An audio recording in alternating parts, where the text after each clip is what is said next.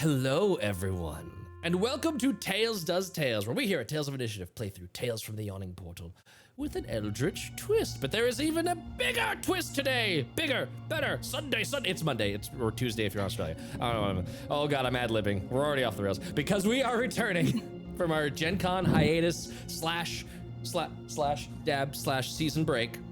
And we are also coming to you with some fresh faces and a brand new tale. I am still your GM, Matt, and I am more pleased than ever to be telling this story with our delightfully daring and frighteningly fantastic cast of players, two of which you already know, and two of which you will soon know.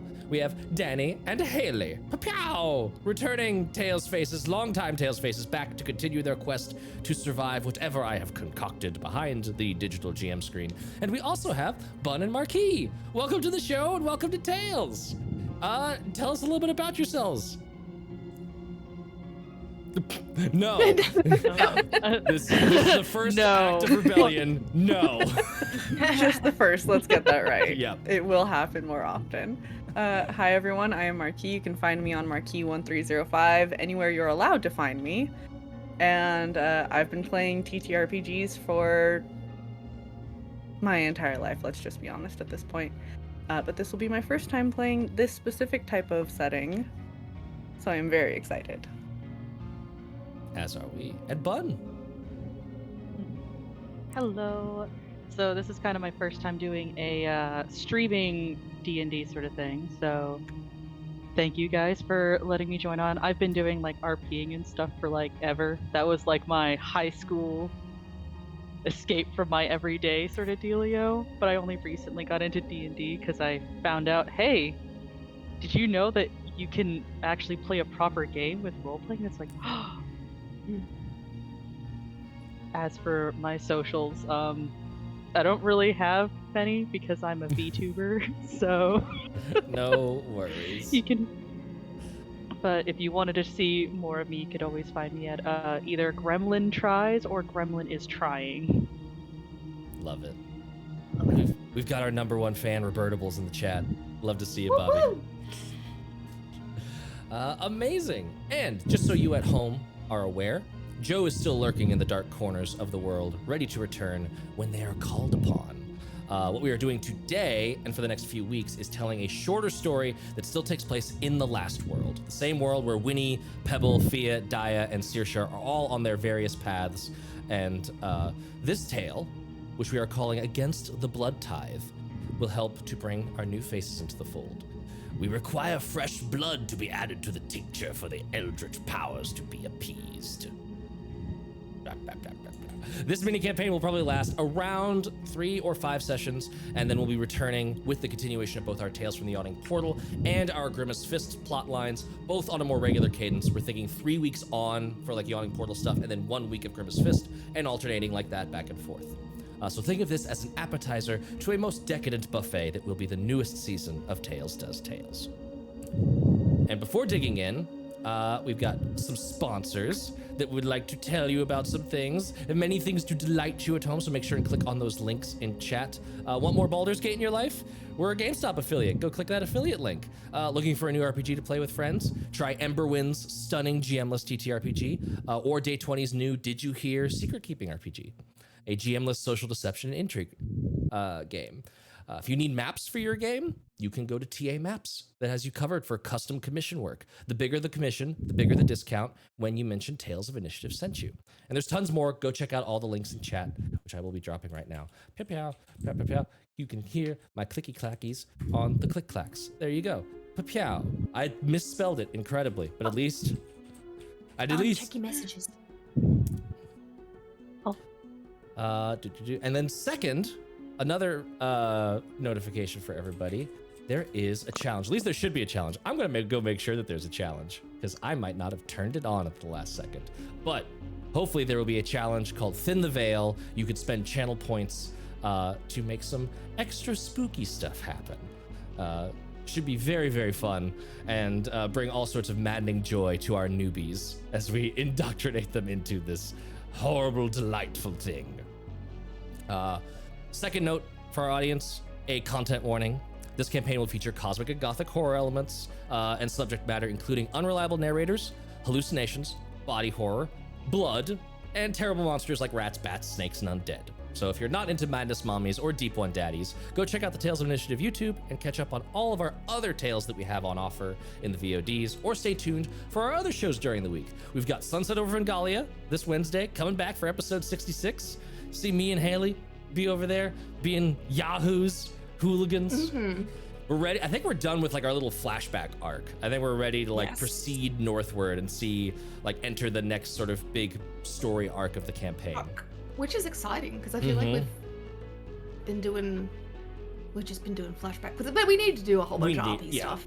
I was really glad that we got the time to like take some time and do some flashback stuff, but like now we're ready to rock and roll. And then hopefully we don't have to roleplay the entire month's travel now. Yep, that's what we're doing. A month worth of campfire RP and then combat. And then Total Party Chaos will be returning on Fridays. I am not sure when, but I believe like early September is when we're slated to start on that. Correct, Haley? What's that, sorry? When TPK is coming back. Oh, I'm not actually sure, to be completely honest. We're still a while away because we're in the middle of doing like a one-shot background one that's secret. Yeah.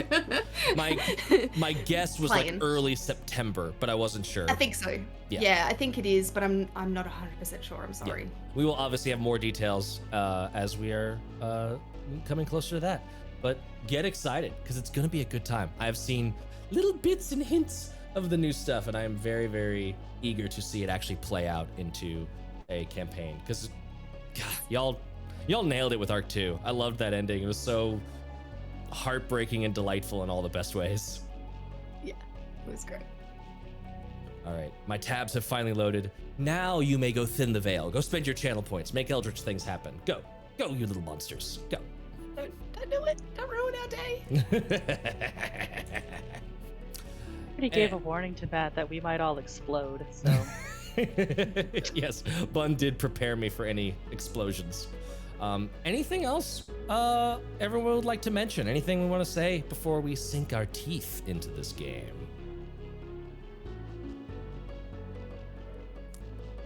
Alrighty. Yes, fuel the chaos. I love it. Love to see it. Excellent. Very good job, team. Hey, I just need 50 more points, and then I can contribute to the challenge. That's what I'm kind of waiting for. Nice. Amazing.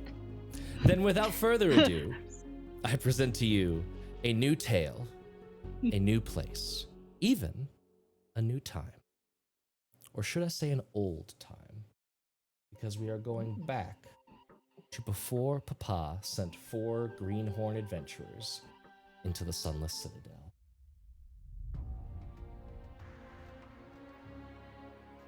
The Solenterate Empire, a coastal nation combining the seafaring spirits of the Sea Elves with the lawful rigidness of shoreborne humanity. It stands as a bastion of law and order in the world, with the mainland all falling under the rightful rule of its aristocratic republic. And it wouldn't be an aristocracy without aristocrats, which is how we find ourselves in the lavish gardens of the Krovdell estate, high above the streets of the capital city of Nova Scotia. The blue sky shines bright behind banners bearing the house sigil, an argent egret on field oar, whipping in the wind above a gorgeous rose maze built on one of the many rooftops of the city estate. Nova Scotia is a city of spires, grand vertical testaments to architecture and wealth piercing the sky. All around, markets and squares packed with people beneath them. House Krovdell and its vassal family, House Krelye, have watched over these marketplaces with optimism and tradition for centuries. Heavy curtains of ivy drape the tall towers as 2 figures make their way through the gardens. Prince Liam Krovdell and his guardian knight in training, Mira Krelye. Bun, would you please describe Mira to us? So, Mira currently is in aristocratic wardrobe, so she has kind of a high neck dress and everything in a deep goldish velvet. She also has like some accents of green, considering her family is very strong with the agricultural field, so she likes to represent that by using different shades of green in her clothing. her hair comes in 2 layers, which is where the front part ends right around the chin to frame her face, and the rest that she'll keep in a long braid in the back. She has cloudy gray eyes that always seem to be alert and ready to strike like lightning. Like it. Y'all are walking through this garden, and it's a fairly normal day for you two. You're just sort of walking about the estate. But you do notice that Liam is a little bit on edge. You could see his sister and your brother over on the other side of the maze doing whatever it is that they do. Yeah, you can see he's like rolling his shoulder in that way that lets you know that he's not exactly feeling calm right now, feeling a little restless. What do you do? Liam, would you prefer that we walk somewhere else? Oh, no. It has nothing. Location's fine. It's a good day. Do you not want to be outside? No, I don't mind being outside, but your shoulders are kind of giving it away for me, dear. I'm just nervous. We haven't had a good chance at actually being on good terms with the Elistrats since my grandfather's time. So why am I? No, keep going. I don't understand why my father picked now, of all times, to say that I have to take the lead in anything, right? I'm not ready. I am still learning this stuff. I like to believe that your father's just being on the hopeful side, that, you know, if you dive right in, you'll be able to get into things a lot better, just like, you know, how they say learning a new language, if you just immerse yourself in the culture and everything, then you're gonna pick it up faster. But I like to believe that, similar to me, that he believes in you. Maybe. You're probably right. Can you give me a persuasion check? Yes. First roll! First roll! First roll! First roll! Dun, dun, dun, dun. Dun, dun, dun, dun.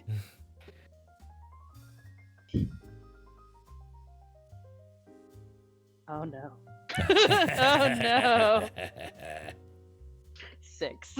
A 6. Can you follow that up with an insight check for me?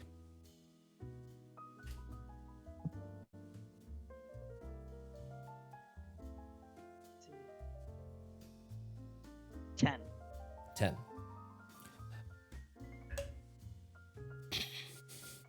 Incredible. You hear me sobbing in the distance. My So my sorry. tiny dice that I got at Gen Con are feeling very mean today. It seems like your words have No. taken effect. Liam's relaxing a little bit. You're not seeing that shoulder rotation anymore. In truth, he's putting on a very brave face. And while he agrees with you verbally, he's just sort of going through the motions of feeling calm. And it doesn't help when, sort of making his way over towards the parapets that look down onto the city, he sees your brother and his sister just sort of fraternizing just the same way that you are right now, that you two are.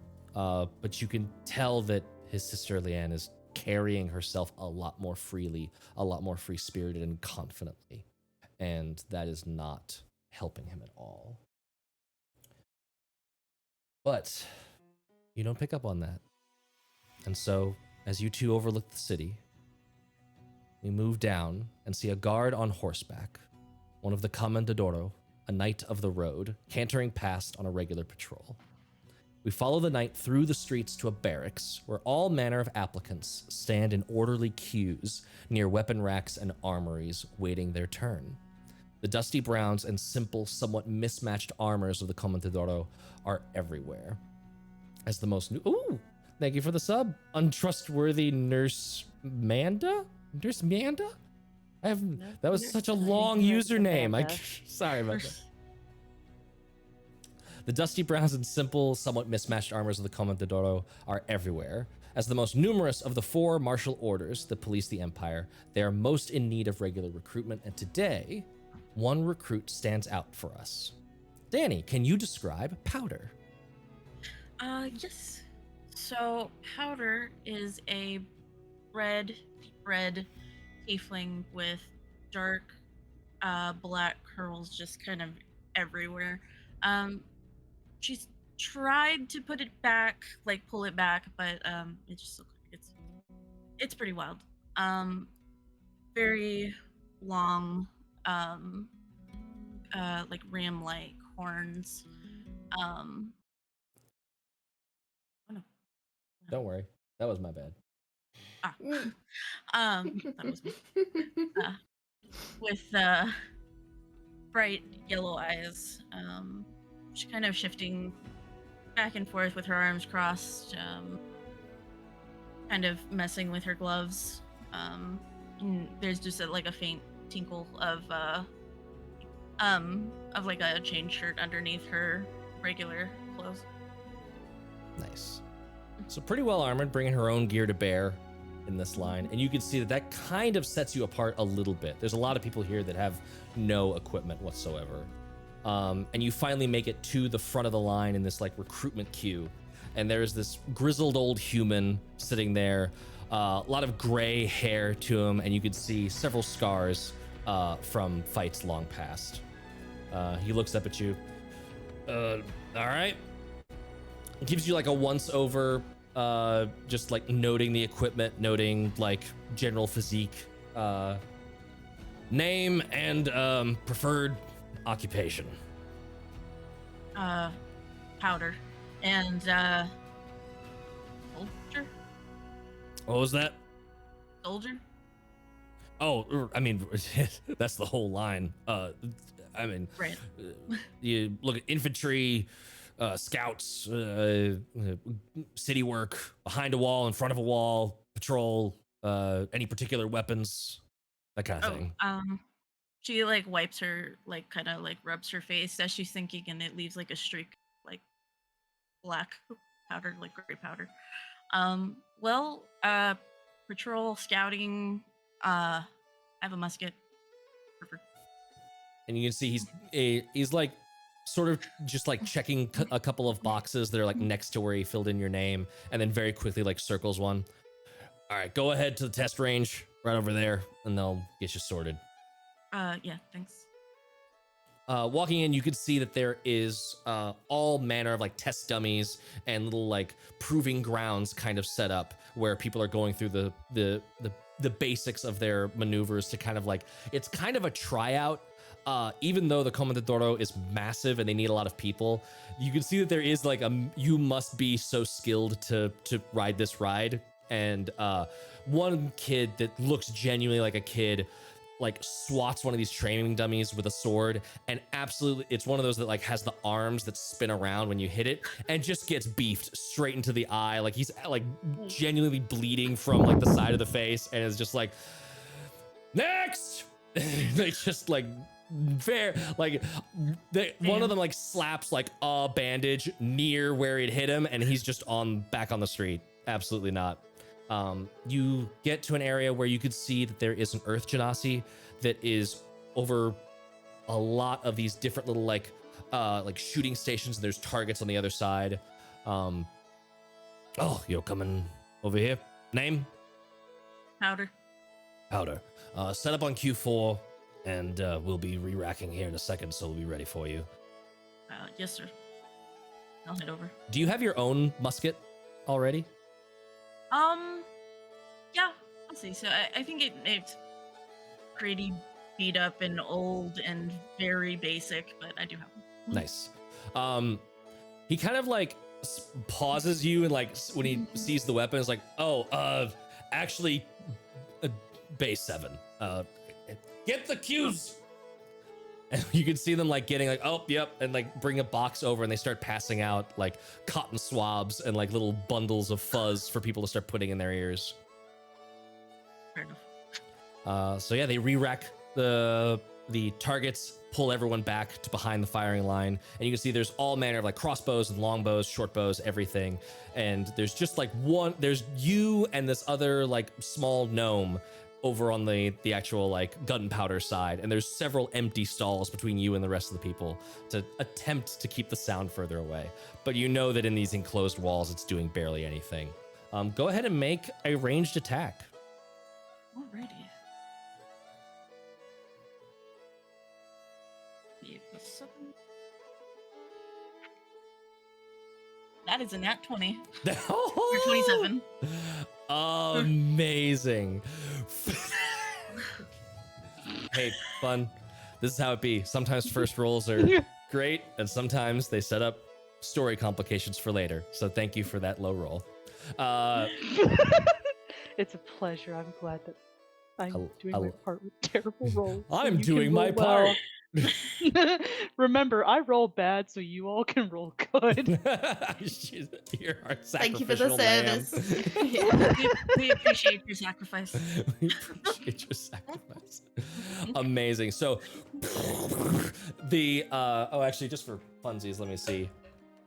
The gnome next to you does a solid shot. It's within the 10 ring, no problems. You are a straight like bullseye of bullseyes. No question as to that. Everyone starts like going around for the second shot and getting ready. That Earth Genasi has wandered down the line and is just like looking and has like hung behind you now. Go ahead and make another shot.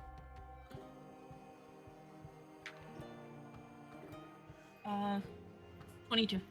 22. Another like near bullseye on this one. Straight through, no problems. You notice now that like just like glancing back, just because like it's that feeling of like someone is looking over my shoulder.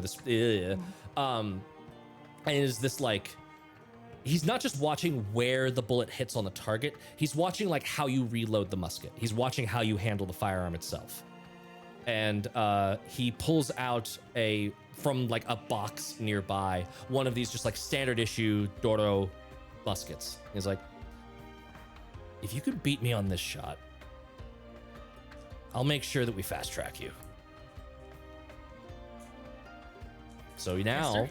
roll another shot, and I get to roll against you.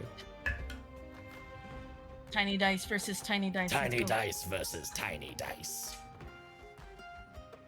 That is a 19 for a 26. 19.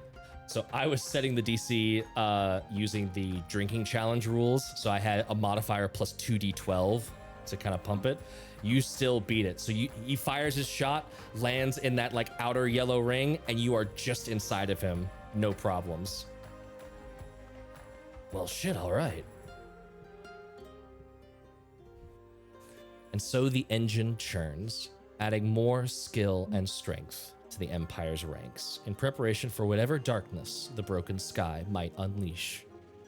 But not all Solentari are soldiers or nobles, and outside the walls of the Empire's grand cities, many citizens enjoy the rolling hills and pristine beaches of a truly beautiful landscape. A landscape that has been left largely unscathed from the horrors of recent years due to the Solentarates' considerable martial and political power. And there's no better place to enjoy the serene peace of the Empire than the tiny halfling settlement, the tiny halfling village of Krat, a gem for both locals and visitors. Oh, thank you, Melissa, for donating to Thin the Veil. I can't wait to unleash it. The beachside town, once secluded and insular like most halfling settlements, has blossomed into a center of special occasions such as weddings, births, or even coronations. The town isn't just beautiful, it is also home to the Sand Star Chapel, a small but important fixture in the faith of Belial, goddess of story and song, whose clergy capture the stories of those who travel here to keep them alive and vibrant for all of history. And on this day, we see such an event taking place, a beachside marriage. But while most in attendance have their eyes affixed to the two men at the altar, one in a sparkling dress of crystalline seafoam, and the other in a luxurious gray and blue suit with wide satin lapels, our eyes find a small woman standing nearby, preparing for her part in the ceremony. Haley, can you describe Lila to us? So Lila is a little half-elf, halfling gal. She is quite short, at only like 4'4" or something like that. So like she's very small, and she looks like she's drowning in her big white robes. You're not able to tell how many layers she's wearing, and once you think that you figure out how many layers she's wearing, you catch another layer through another sleeve or through the neck hole. But these white billowing robes, as they catch the sunlight on the beach, you can see silver thread of webs and notes all stitched throughout the outside of it, but it's pretty much invisible to the eye otherwise. She has long hair that's got quite an intricate braid at the back, but it still goes way past her lower back, so you could tell that when it's out, it probably has never been cut before. She stands overlooking the two, holding a note of paper in her hands, getting ready to read this story. Nice. She steps forward and she says, "Today, we celebrate not just a union, but a remarkable song of friendship that led to this beautiful moment. Eldred and Roderick found each other in an unexpected way. Picture a bustling marketplace, where fate intervened as Eldred's curiosity led to a cascade of mishaps. Amidst the chaos, Roderick appeared and their eyes met with an unspoken understanding. Laughter ensued as they helped each other mend the situation. Their differences became their strengths. Eldred's charm paired with Roderick's wisdom, stories were swapped, dreams were shared, and their bonds solidified. This chance encounter marked the beginning of an inseparable companionship. Together, they braved adventures and conquered challenges, and now they stand together united in love. We bless this song and capture it with a photo to sing forever." Lila walks off to the left, and there is a little candle burning on just off to the side, and she burns the notes that she just read from. And as the smoke billows up, there's a big loud as a photograph was taken, I'm guessing. Yes. So photography in this time and period is very much like a one-time use like box that is a combination of mechanical and alchemical artifice. It has a shutter that is the loud bang as like this really quick like lens opening and closing, and a loud pop as magic akin to like a prestidigitation or a light spell goes off, illuminating and getting as much magical bounce back to cement the image permanently onto this small pane of acidic chemicals that quickly burn and etch to keep the photo intact forever. Go ahead and give me a performance check.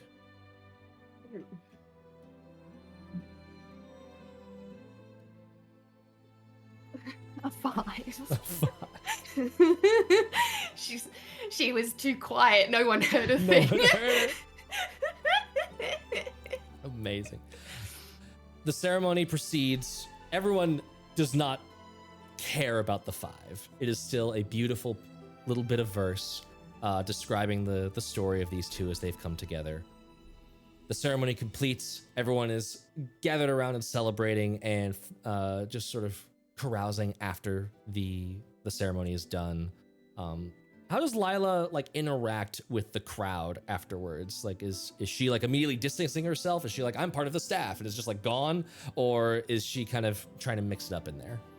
I think she keeps to herself in a small way. She stays within the group because she wants to overhear stories on how they met and how other people know them and all of this other bits and pieces. So she is mostly interacting in the way that she just continues to prompt people for more stories. So if they're in the middle of something, she'll just put a little comment in there to be like, explain that further. But that's probably about the extent. She keeps to the outer corners of the thing so people, she doesn't get in the way. Mm-hmm. Give me, I'd call this a charisma check. Mm-hmm. Just charisma straight. Just charisma. If you have persuasion, I could see that. Oh, yes. 11. 11. It's still pretty good. There's some people that kind of like, whoa, like didn't see you there and are like, oh sure, there it was this, and you can tell they're a little bit put off by it, but there are others that are enthusiastic to share and want to, and you sort of mill about with everyone at the wedding for a little while, and after a bit you see Canticle Drasvari, the leader of the Sandstar Chapel, come up to you. She is a drow woman, and you can everyone knows that she is blind. She has sort of grayed out eyes that have that half moon showing that she is very much up in her years for an elf. Her hair is in it's not quite a messy bun, but it is a bun that has like strands coming off of it and little hairpins all around that are making it look like an accidental art piece of a hairdo. And she comes up to you. That was a very good presentation. I felt like you captured the essence of what you needed to. We can work on not needing the notes in the future. Yeah, we're getting there, I think. This is just practicing, I guess. You're nearly there, and you have an excellent way with the crowd. I think give it a few more months, and you will be ready to become a verse, I think. You really think? Not everyone can speak like you do in front of people, and you are very personable with the guests. That is an important part, finding the next story to tell. Thank you. Thank you. You're most welcome. Thank you for your stalwart studies. He like does a little like bow at her, and I think she probably leaves now. Like, I think after getting that feedback, and she's just like, I did an okay job. That's not bad. I got to work on the notes, and she's gonna go now study. You return to the Sandstar Chapel, which is, despite the prominence of Krot, it is a very small chapel. It is little more than just a small sanctuary with a little bit of office space for the canticle and the verses that live there, or at least work there.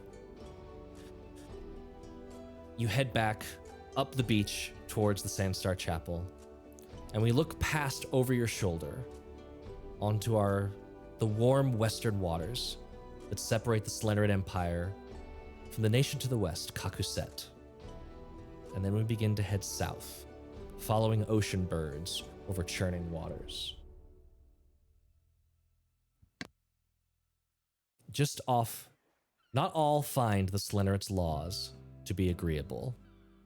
Just off the eastern coast in the massive ocean known as the All-Sea that divides the world roughly in two, there are the Zared Isles, an expansive archipelago where the people are as untamed as the sea. Piracy thrives here, aided by the treacherous waters where islands are rumored to move on their own accord. The Solenterate claims these islands as part of the Empire, but the pirates have been in open rebellion against the Empire for decades. Some are not as bloodthirsty as others and make do as smugglers, moving in and out of the dangerous Tatterhall Bay in the dead of night. And one such ship, the Singing Swallow, has just loaded their crew into a small, mostly repaired ship, the remnants of a Solentari merchant vessel that ran afoul of either pirates or reef, it is hard to say. The Swallow's captain, Ameria Arminus, am I saying that right? Ameria Arminus stands away from the helm of this small little busted up ship, leaning against the aft castle railing as her watchful eye gazes over the deadly sharp coral reefs that surround Coral Spire College, a massive castle built from coral spires rising out of the bay. It houses the world's most prestigious bardic university, but this evening, it serves as the first of many navigational markers that her son, Caspian, will need to make use of to complete the Sounding, a coming-of-age trial that every member of the Singing Swallow must complete to gain status as a proper shipmate. Marquis, can you describe Caspian to us? Absolutely. Caspian is about 5'11" in regards to height, has a very dappled blue type skin as a sea elf. So many piercings, all the piercings. Why? Because pirate. Mid-length blackish hair that curls slightly and tends to kohl around the eyes, and wears an open vest, because again, pirate. Nice. You are at the helm of this ship that has no name because it is just straight up salvage. Doesn't need one if it survives today. Yep. And your mother is watching wordlessly on, and just you are very much in command of this vessel. So I'm going to need several. This is going to be like a skill challenge to see if you are able to manage this. So there's a wisdom, a dexterity, and a strength check that you will need to make. You can ask for help on up to one of them, but you would know that asking for help is not necessarily the best way to pass this test. So first, the wisdom check. And you get to add proficiency to all of these checks, by the way, because you are proficient with sea vessels. Yes. That is a 14. 14. Nice. The first part is decently easy. You've actually picked up on this well before you were like sort of prepping your mind to do the sounding. This is the part of the trial called Spotting the Water's Watcher. There's an old bleached skeleton that is sort of like embedded into a bit of old hull just beneath the water and crusted over with coral that marks the entry point that you know of this small channel between the various coral reefs as they make their way into the port/vacation city of Shimmersong. So that is the wisdom check. That is a If pass. that's not available, that is high tide and you don't enter. If it's too open, that is low tide and you do not enter. Yep, there is a very gentle mix, and right now that Watcher in the water is giving you a little wave, and you are ready to proceed. So make a dexterity check with proficiency. With proficiency. That is a nat 20. Nat 20. What is the total? Because the total does matter across Total these three is checks. 24. 24. Very nice. All right.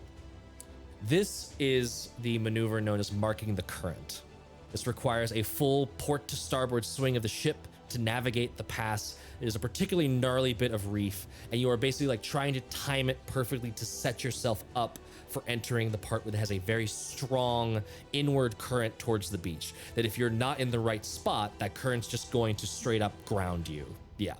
So now it is time to hold the wheel steady against that current, and this is going to be a strength check. Your best stat. Absolutely my best stat.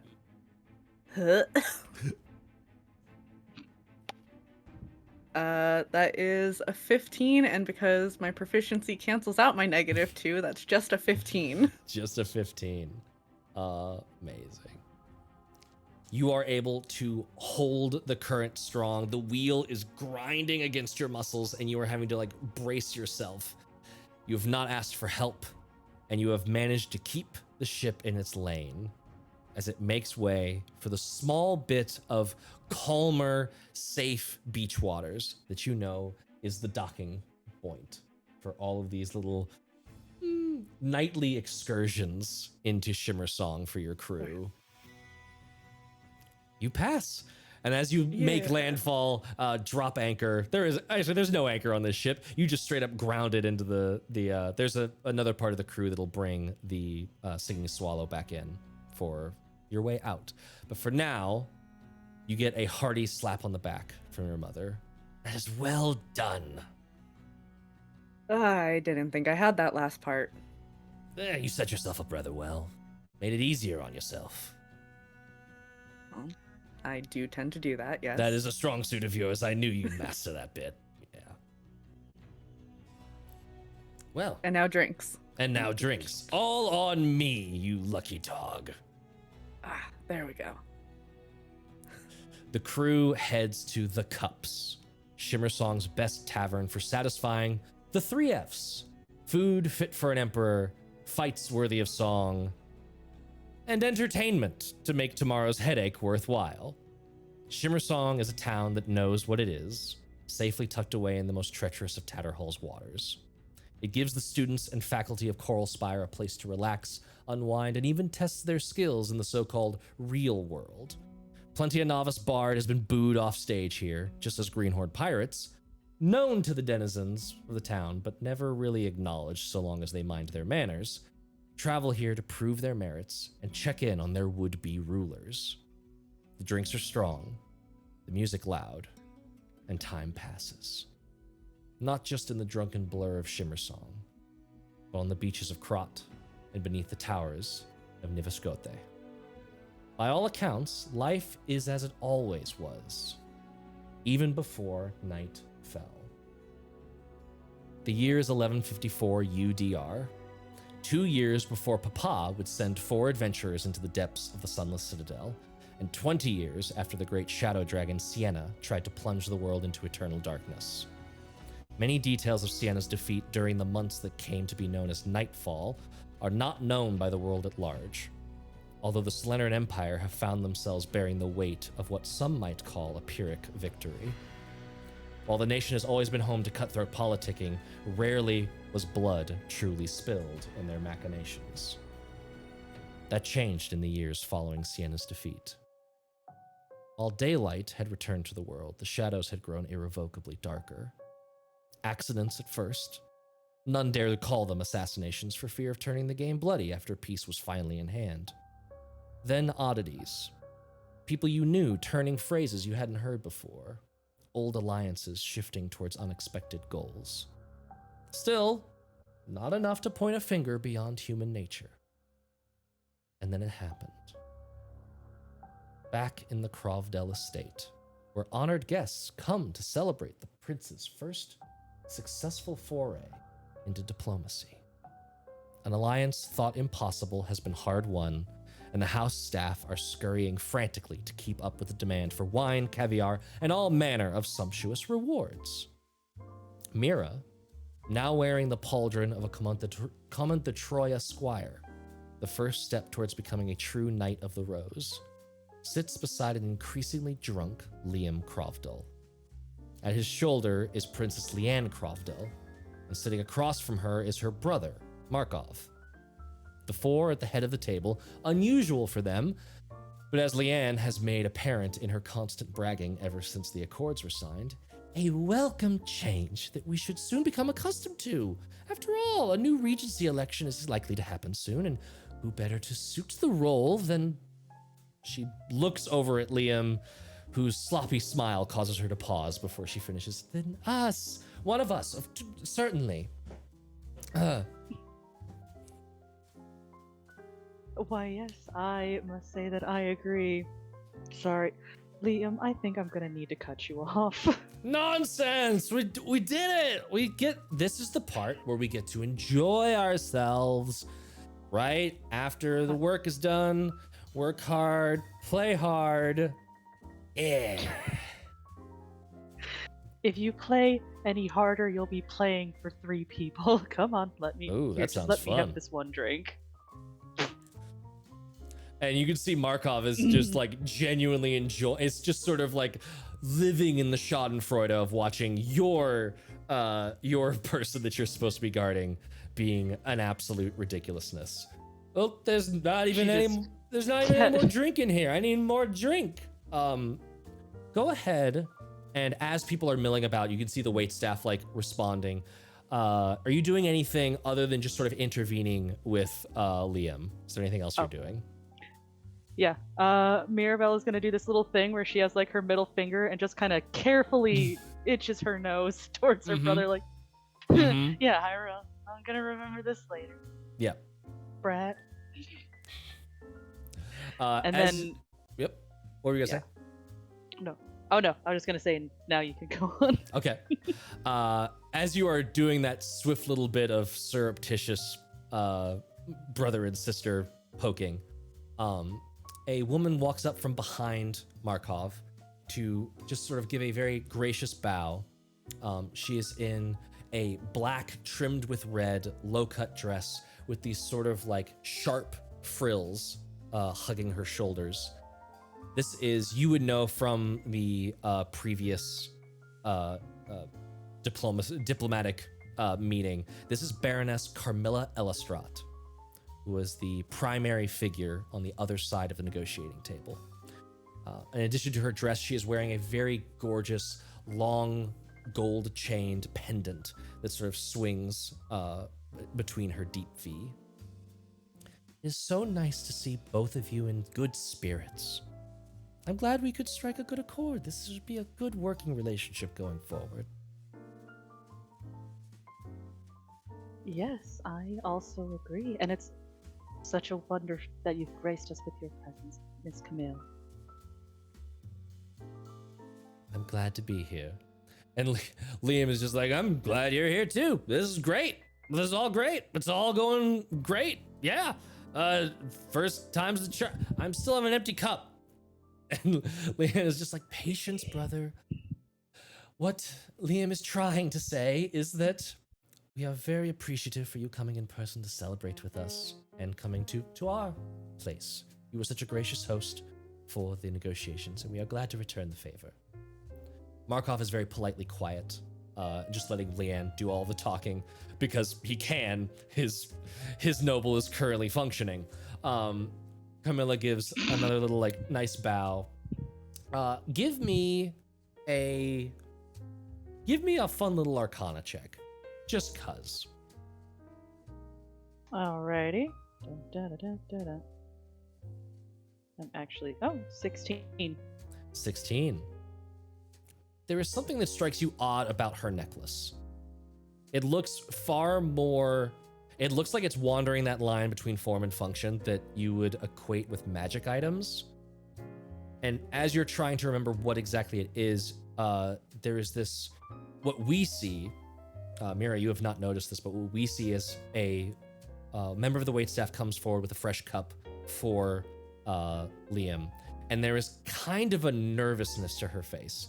And she just presents the cup. Here you are, Prince. And he goes to take it. Are you doing anything to stop? Yeah, she's just gonna be like, as soon as he tries to reach for it, Mira's gonna be like, oh, look, it's my cup now. I was gonna drink that. You drink it.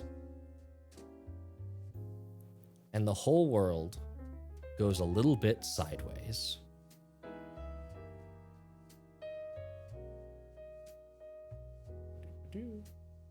Never drink anything Matthew gives you.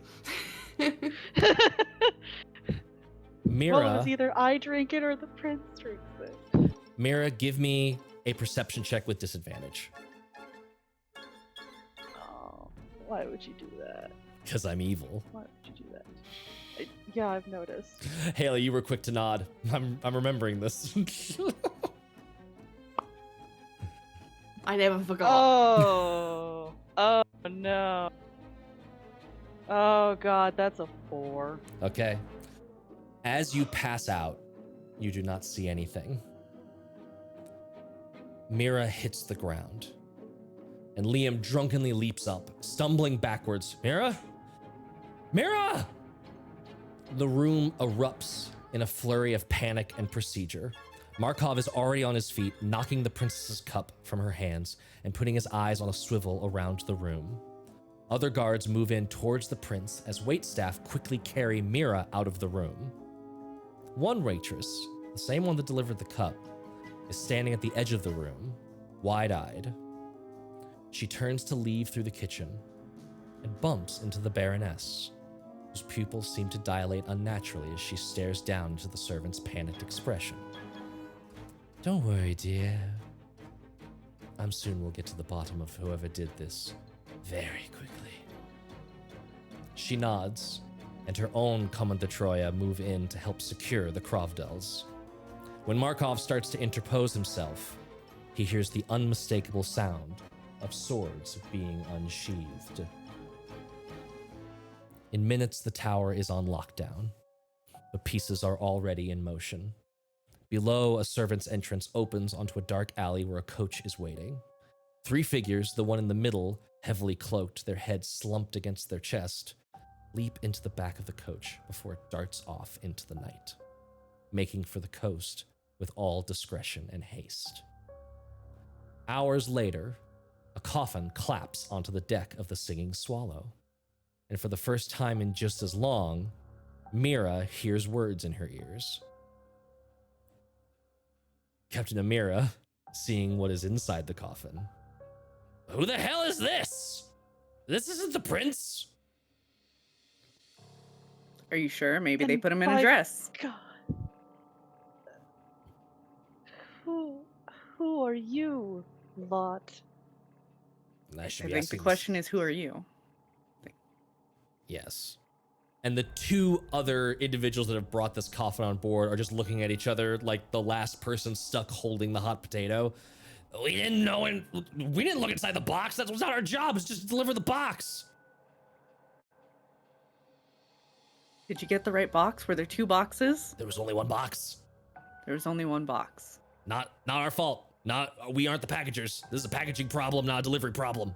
We get paid.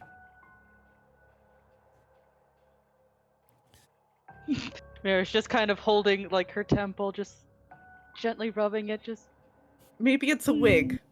if anybody tries to pull my hair, I'm going to turn their leg into a scarf. Well, at least she's feisty. Here, and you can see Captain Ameria flicks a platinum over at the other two. Now get going. What is this? What happened? I remember I was at a party. I had something to drink, and then Oh, see, there's I'm in a your box. problem. Do you know how to hold your drink? Is that why you ended up in the box? I don't normally get drunk. This is kind of a new So thing. the for answer me. is no. Got it. They grabbed the wrong unconscious body, obviously. Can we send it back? That's I'm not good. a freaking puppy. Oh, Are you sure? The Countess is gonna get pissed. Ah, shit. This I don't want to hear about your love life tonight. This is work. This is not. Sometimes they're the same. Okay, you gotta give me No, some slack no, here. Yes, no, they are. no. Yes, they are. The pens and company inks. You don't need to worry about that if you don't have pens. This is no good. There's no going back now. I have a pen. Anyways, Right, you need to be aware of this, not me. What's your name? what if we huh? just reseal it and just send it back? The captain leans down You're and offers just going a hand. to suffocate me in a box to turn me into a real corpse. Send me back. Then you're not my problem. It's really simple. Oh, I'll make a problem. I'd That'll like to be see you try. long-lasting. She's You'll just end up like going for a staring long up. swim. I'm liking her more and more. Come on, let's get you out of that box. Just slowly kind of stands up, legs sort of wobbling a bit like a newborn fawn until she can finally stand up properly. Just okay, I'm awake. What's Are you sure you're awake? what's Do you going... need assistance waking up further? I have a bucket. It's filled with water. No, here, like, oh wait, I have an idea to check. And she just gently grabs Caspian by the shoulder and then just punches him in the stomach. Ooh, I felt the recoil on that one. Yeah, I'm awake. Oh, you are gonna fit in great here. Okay, this is. Don't Better than a prince. Don't get me. No, it's not better than a prince. Okay, you're shit. This is still fucked. But hey, we could have gotten a lot worse. Yeah, you could have gotten my brother. Whoopsie. I don't know. Maybe That I'm just a one might little be drunk. prettier. I don't really. Caspian, don't be rude. Let's just try and piece something together here. We just have to deal with this. First things first, that armor isn't gonna rust. We do actually need to, or worst case scenario, you fall off the side and you just sink. So That we'll might get be that best case sorted. scenario, if you ask me, but We'll get that sorted. I'll send a missive to the Countess. We'll get her apprised of what all's gone wrong, and we'll figure this out. come on.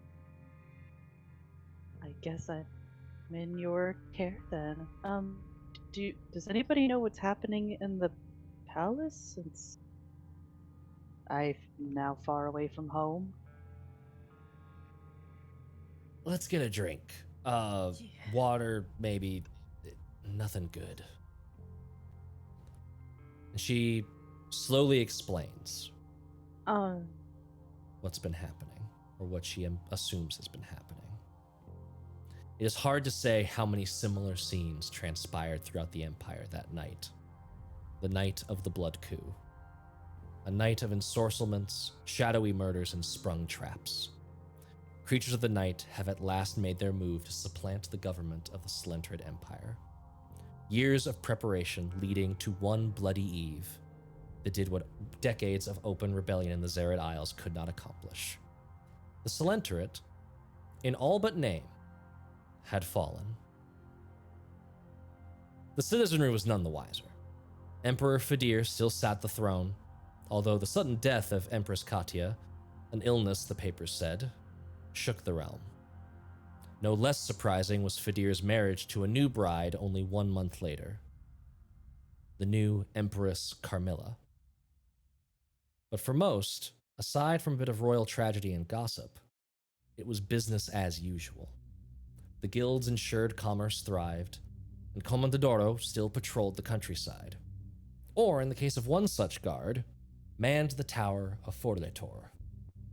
Or at least she had, until a few weeks ago, when Powder, now a soldier in the Komand da Troya, got an interesting reassignment.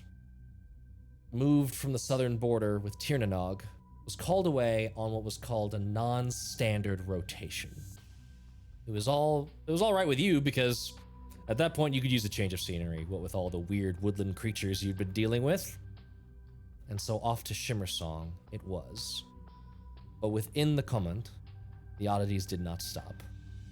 I would like you to make an investigation check for any rumors you might have picked up on while moving between locations and dealing with officers. Okay. What was it? Investigation. Okay. Sorry, computer like right before. Nope, that's okay. Ooh. That's a 7. 7. Man, they are speaking a lot over your head, and there's many times where you like walk into a room and suddenly people stop talking. And it's just this like unfortunate thing where you know there is something to know. You are just kind of constantly being left out of the loop, which isn't surprising. You are sort of like the lowest ranking soldier, although you were able to get a couple little boosts on the way in. So your pay has been a little bit better than most, and you've even been allotted some improvements for your weaponry. I'll talk to you about that after stream. Because you rolled super crazy high, and I had an optional thing where you could unlock some stuff. The year came and went, and as a cold spring settled over the Empire, rumors began to circulate, stirring new plots into motion. And in this time at Shimmersong, blah, blah, blah, blah, blah, Powder made some less than savory friends, one might say. One of whom just walked into the cups this evening, fresh off another supply run, and with a new face in tow. Caspian and the woman now going under the name of Mirabell have walked into the cups. Powder, you are already there. What do y'all do? Powder. I need so many drinks. So many drinks. That's different from usual, how? It's not, but this time I will pay for them. That is unusual, but I'll take you up on it. Delightful. Who are you? So how long do I have to keep babysitting you, Caspian? I think it's the other way around. I'm pretty sure, like 9 times out of 10, it's supposed to be the other way around. This is Mirabell. You sure about that? No. All right. I'm Powder. I'm sure about it. I'm Mirabell. Hello. How'd you meet Caspian? They He got opened my punched me. coffin.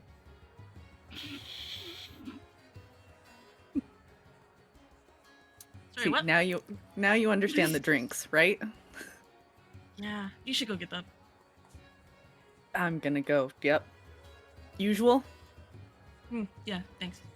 Got it. None for you. You can't hold your liquor still. I can hold your liquor fine. I can hold it better than you can. I don't know about that. I've seen Caspian drink just about everybody under the table. That's probably where he likes to drink. Under tables, under beds. It really depends on the day. Also on top of tables. Seen that a lot. Her face just scrunches up like, what kind of company am I in? And just for the sake of continuity, Mirabell, at this point, you have been serving on the Singing Swallow for a couple of months. You've been made aware through the captain and her contacts with a organization known as the Gentle Laugh, which is this sort of like spy organization, thieves ring. You wouldn't call them cutthroats, but you would, as a like knight in training, would have definitely you would have known them as someone to look out for and be ready to send to prison at a moment's notice if you ever caught like a Gentle Laugh. Now, of course, you're on the other side of that a little bit now, and you've been having to get comfortable with living outside the law slightly. For the sake of just sort of understanding how you've been getting along with the crew, can you give me both a charisma check and a dexterity check? It would be using proficiency in either navigator's tools or in water vehicles, if you have either of those. I do not. Okay, so just straight charisma and a straight dexterity. All right.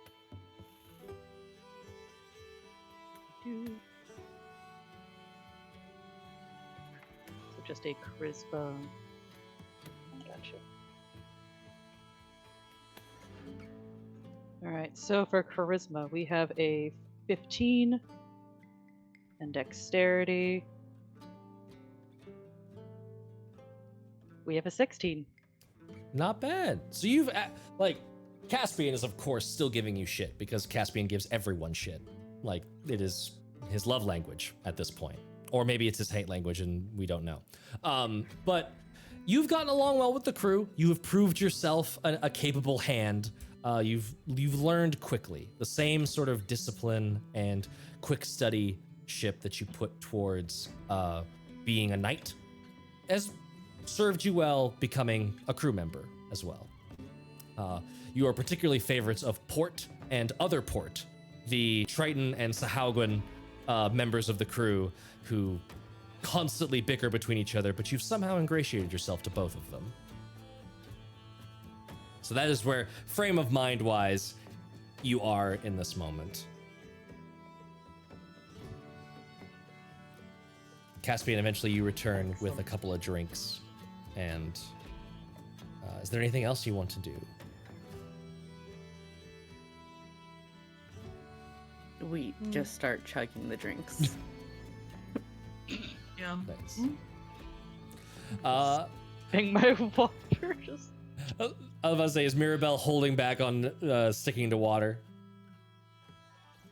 Just for now. She's gonna wait until later and then probably challenge Caspian to a drink. And I was like, okay, let's see if you really can drink. I like it. And Okay. then probably cheat using her paladin lay on hands. Nice. Okay, so what I want to do is Caspian, first give me a con save. Because you're drinking ahead of time, so this is to see what you're going in on beforehand.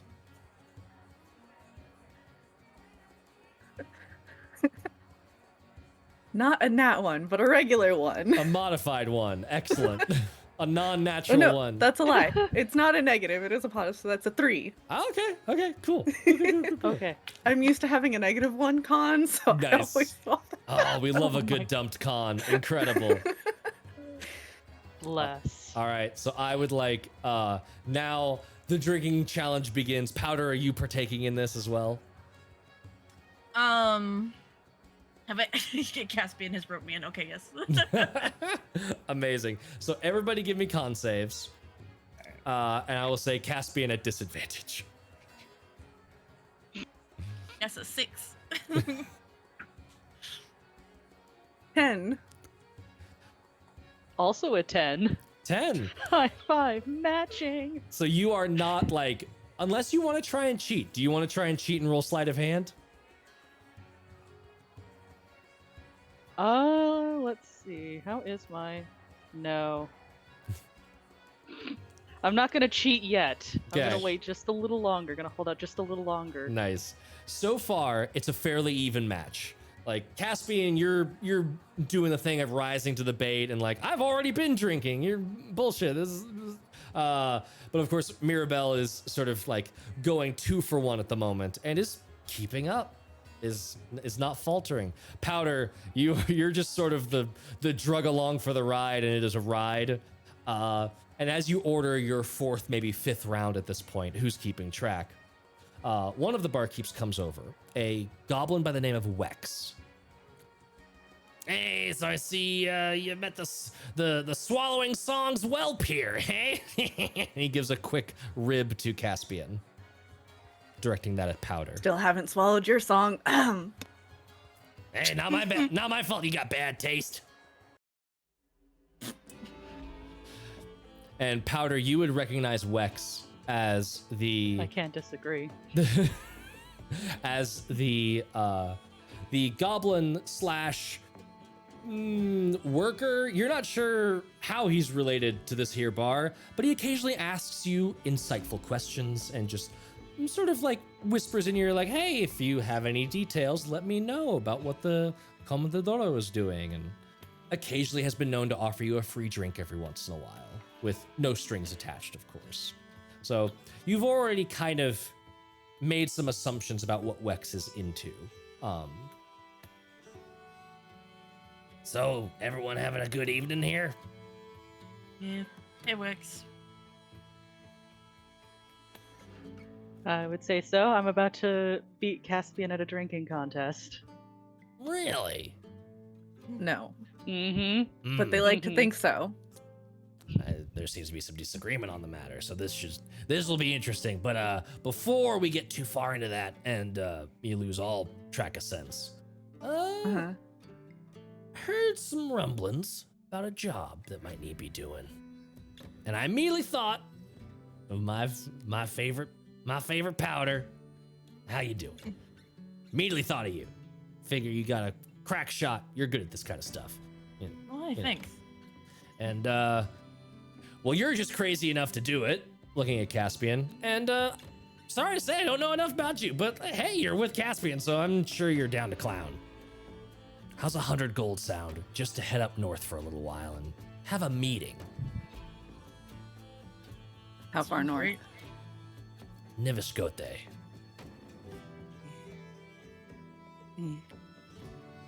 Gets me out of here again, yeah. Any objections? No. Why and what's going on exactly? Well, that's what the meeting's for. Let's see. Hey, 100 gold per I diem, don't- it's not gonna cost you even a third of that to get there.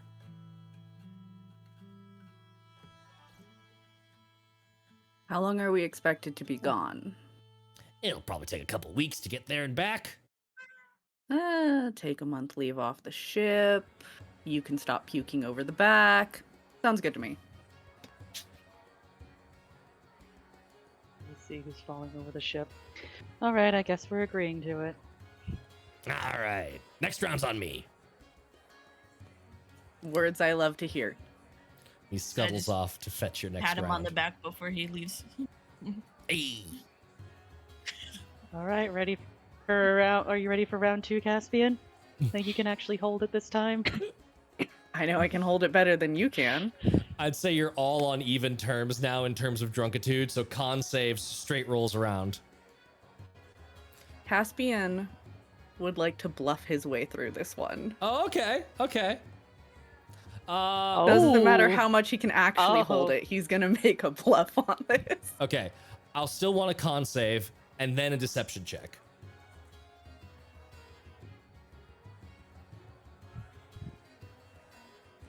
$15 on that con save. Okay. Means you don't puke through the lie, so you'll actually be able to attempt a lie here. And then Mirabell and Powder, you can do insight checks as well as your con saves if you'd like to. I got a So 12 on the con. Oh, you go. 12 on the con. Mirabell, what'd you get on con? Nat 20. Incredible. And that is a 20 on my deception. 20 on deception, and then Mirabell, insight. It's 3. 3. I- So, yeah. I got a nat 20 plus a 6 on that insight. Amazing. So yeah, Caspian, like Mirabell, you're pretty sure you and Caspian are doing just as well. This is a neck and neck fight. Powder, you're feeling pretty. You're feeling good. You can tell Caspian is really feeling it and is doing a very good job of hiding that fact. The evening proceeds, unless y'all want to actually stick this out and figure out who the winner is. I kind of want to see. Are you Hey, are you done? one more I was round say of- you down to clown. Let's One go. more round of con saves. That's down to clown, absolutely. Because I want to know. Let's go. I need to know. See who passes out first. Yeah. Holy shit. I got another nat 20. Excellent. That is a 14 for my con. 14, 17. 17. Y'all close it down. The Cups is notorious for not having a last call. And yet at some point, Wex comes back over and is like, look. Okay, you know that thing where it's like an all-you-can-eat buffet, right? And you're thinking, yeah, we'll really show it to them and they'll have to kick us out. And then it never happens. Okay, we're kicking you out. You've had a great evening and you're done. You need to go home or back to a ship. I don't know. Like, you don't have to go to bed, but you cannot stay here, my chums. You've Grab his face. We Oh. have an adventure now. Mwah. You like the taste? No, not really, but it's all right.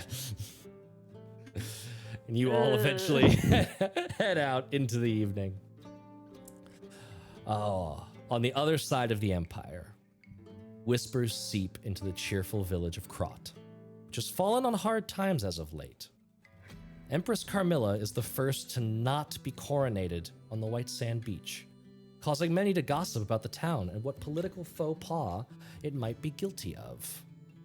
But there are still more than enough tales to tell, new celebrations to assist in. Lyra, now averse, continues her training with the Sandstar Chapel. Lila, damn it! I wrote it wrong in my notes and I hate myself. I shall commit seppuku! No, it's fine. I checked the next line and it was also wrong. My poor brain. Okay, I'll just change her name. It's fine. change your name. That would make it easier on me. Amazing. All right, real quick. Lila, can you make me an insight check? I'm banning that dice for now. No, I've got to ban this one too. It's fine. Insight. Oh, okay. 13. 13. That's exactly what you needed. Nice.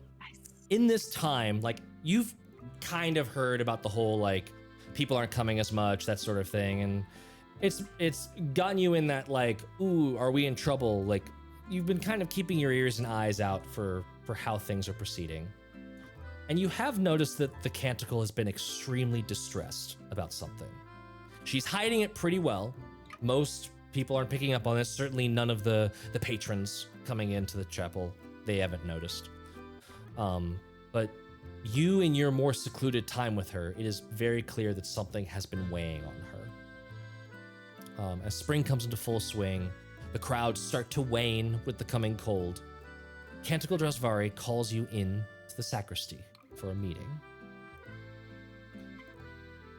Lila, I want to ask you Yeah. something. Anything. There comes a time in training when we need to learn verses that we have not been able to teach you here.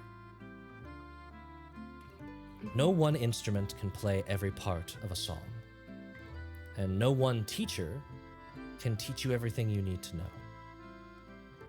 I think if you are going to reach the next stage in your training, it is important for you to go some distance away. I have a mission for you if you are willing to hear it. You really think I'm ready? I think you are. Then let's do it.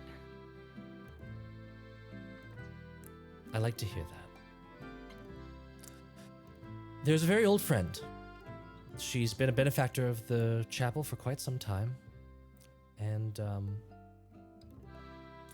Lila, how much do you know about the gentle laugh? I know that it's a polite way to respond to people when they tell you a joke.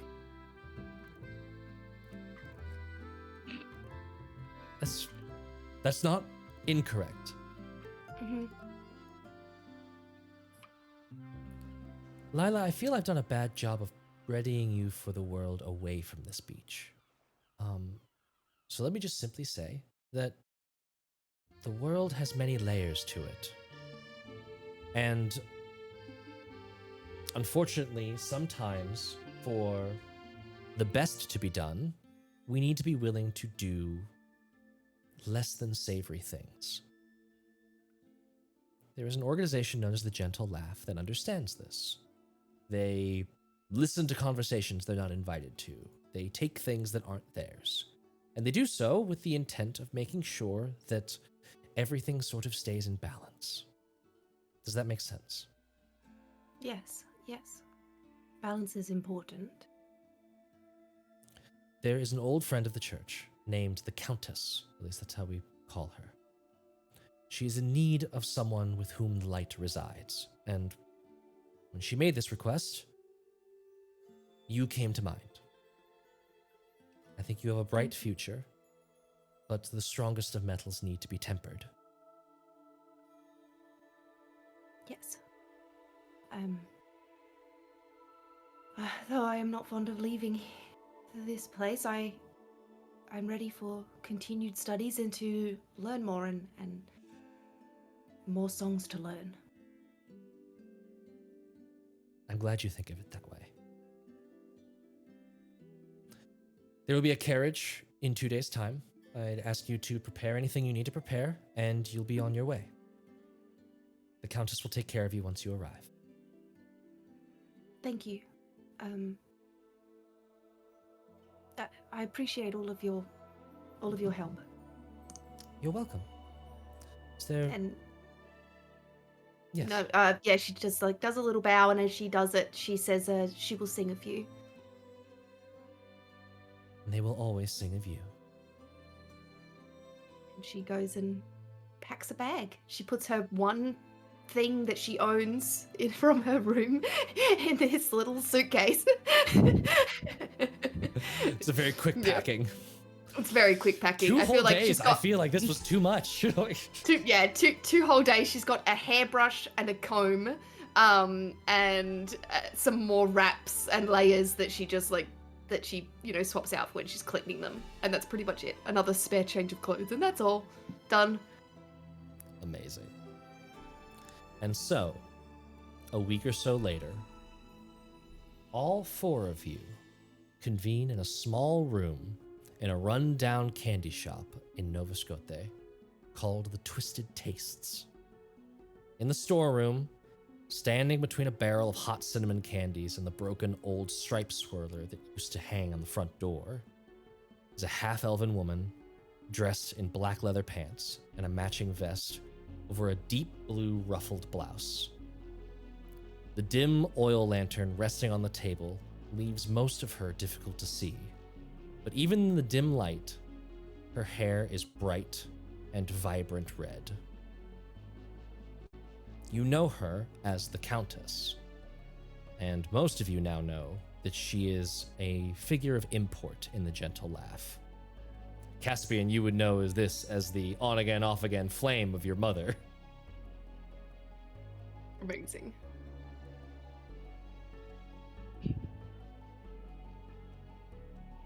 It's good to see you all in person, finally.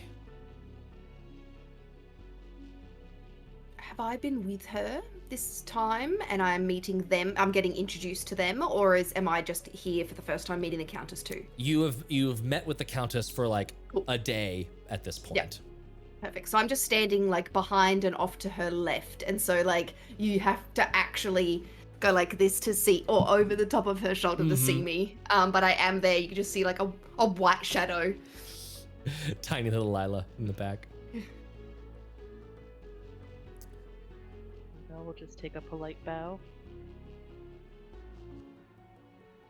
Caspian's gonna walk up and just gently lift the Countess to make Lila more visible, and there we go. You had something stuck to your back. You go to lift, and she very like calmly like stops your hand and then moves herself. You can just ask, darling. But then it might run away. You see, Lila looks like a deer in headlights as you moved her, as you stepped, and she becomes like full view of the rest of you. So she's got her hands kind of like clasped in front of her, and she's like making herself look even smaller than she already is. And she's like, "Nice to meet you, all of you." Nice to meet you. Is this your child? This is not. Oh Lord, this is not my child. This is. Are we sure? Do I need to tell Mom something? We do not. Is that a conversation we do need to not have? need to tell your mother anything. This is Lila. She's a cleric from down in Krot. I asked her to come here. Just that I asked all of you to come here through my means.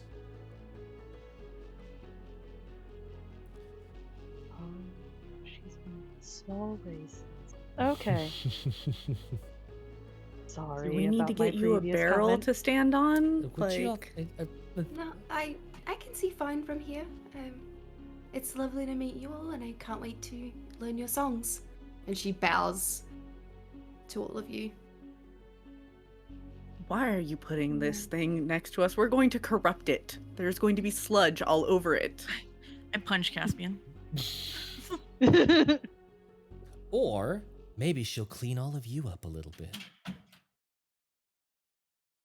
I am perfectly fine. I've kept myself at least an arm's length away from Caspian's sludge. Drudgery. Have you met Whatever Caspian? An else. arm's length is not nearly enough. I've heard enough from your mother to know. It's done pretty well for me. See? Pushes him down. While those words were spoken, Lila takes 2 small shuffles backwards. Like when she said that an arm's length is not good enough, I'm just like shuffle, shuffle, but only a little. Lila, not literally. You can come forward. I am coming to all of you with a proposition. Mm. As I'm sure some of you know, her eyes kind of come to rest on Mirabell and Caspian. Not all is as it seems here. And we thought it might be calm. It might be getting worse. I would like each of you to go and help me find out how much worse it's going to get, so that maybe we can make it better.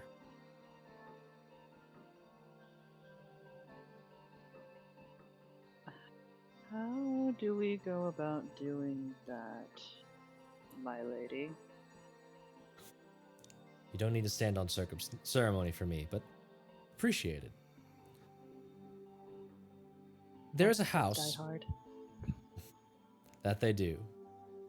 There is a house called Tolstvoy, and they are hosting a party soon. Anyone who thinks that they might know sort of minor houses of the Solenterate Empire can make a history check for me. Could I say that I got a rundown Yeah. of like the important houses, like Yeah. just quickly over the past 2 I'll days? say it's a little bit of a higher DC for you, but yes, absolutely. Yes, yeah, absolutely. I just thought, 19. oh wait, 19. never mind. I forgot what character I'm playing, and I was like, wait a second, this isn't.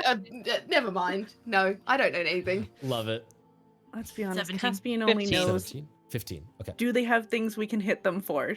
Yeah. You- And so y'all are coming at this knowledge from very different angles. Caspian, you know of House Tolstvoy because they have shown up a lot more often as of late. When you're smuggling, when you're requisitioning, whatever you'd like to call it. there's been a lot more things with a Tolstoy house seal on it than normal. Powder, you would have heard of House Tolstoy, but it's like kind of in the periphery. It's like, oh, it's a name that came up, but it would have been like just part of marching orders somewhere else. Not a big deal. Not something that you would have really like acknowledged or paid much attention to. Mirabell, you know that name because House Tolstoy is a minor house that was in good standing with Houses Krovdell and Krelier. Sort of a like cousin house, so to speak. So you would not have been invited over for like high holidays, but if there was a wedding, someone would have made the invite list from your houses.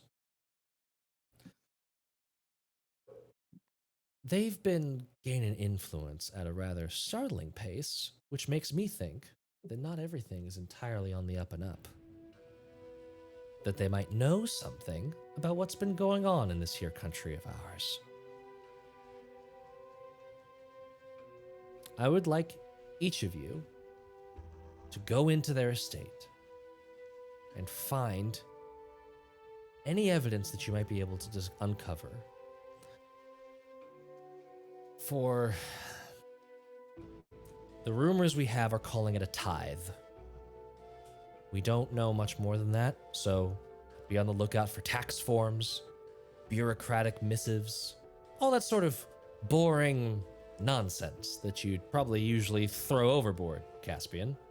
Don't do that this time. That might be the things that we need to figure out what's going on here.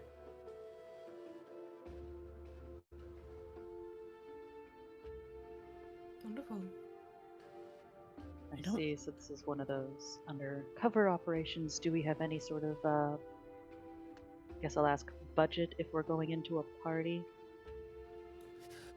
I can help a little bit making somebody look like someone they're not, but it'll last until you take a bath, and I do need to know who to make it look like. We don't have any good ins to House Tolstoy, which is why I've brought you all here. Again, her eyes land on Mirabell. Quick enough that not everyone notices, but long enough that Mirabell, you definitely make note of the fact that you might be a person of interest in terms of getting inside of an estate like that. Now, if you don't have any big ideas as to how to get yourselves into this party, which will be in 3 days' time, I've been told, I happen to have a lead on someone that's getting an invite. They've been under our radar for a little while, and we've been keeping tabs on them. Not close enough that they're suspicious, because they do run a tight ship. Tight enough that it makes me concerned, if you know what I mean.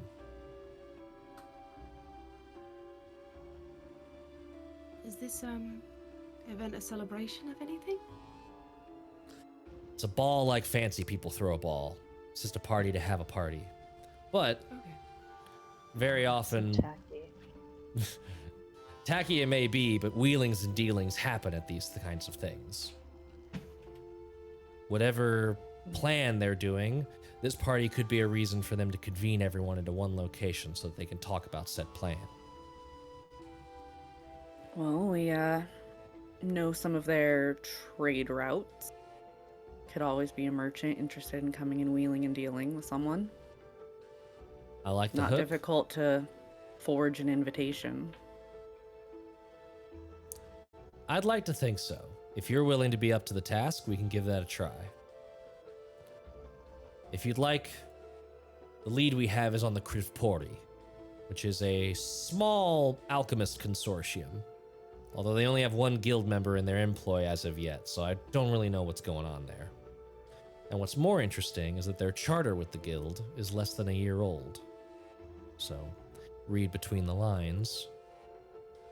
Recent enough that it has likely something to do with the night you woke up in a box, dear Mirabell.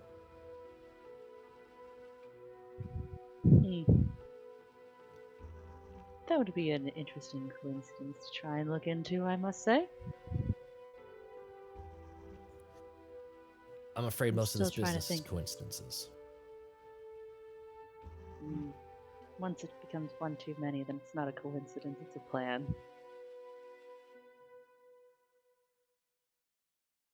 Or just a All right, really well. bad day. Well, the only thing you can do about a bad day is make it better. So let's get on our ways of plotting and planning. Attendance. What are the numbers usually? Party like this will be in the dozens. Enough people to blend in with, but not enough people that a non-invite will go unnoticed. They'll be checking them we at the do door. need invites. Yes. Making a fake one could work, although you'd like to have one to copy off of. If you can give the Krivpouri a little bump, maybe you could be the Krivpouri. Not that I'm saying you would do anything so untoward. I'm just offering it up as a suggestion. Maybe we can introduce them to the box. Hey, there's an idea. The box? I assume a coffin. Oh. Oh. Not necessarily a permanent one. It was a temporary situation. Yeah, I was temporarily put into a coffin. You were? But then I woke up. Mm-hmm. Oh. I will stay on your good side. I wasn't the one who did it. Look to her, and points at the Countess. Technically, I didn't do it either, or at least I didn't want to do it. Things got messy. Don't they always? I don't think I ever really got to ask why you tried to go after the prince. He's valuable, no matter what side has him. Look, In any case, because we don't know this cleric-y person right here, and they don't necessarily they're just kind of like hey, trying to. if you're in this room, you're in it. You are in the thick of it, come hells or high waters.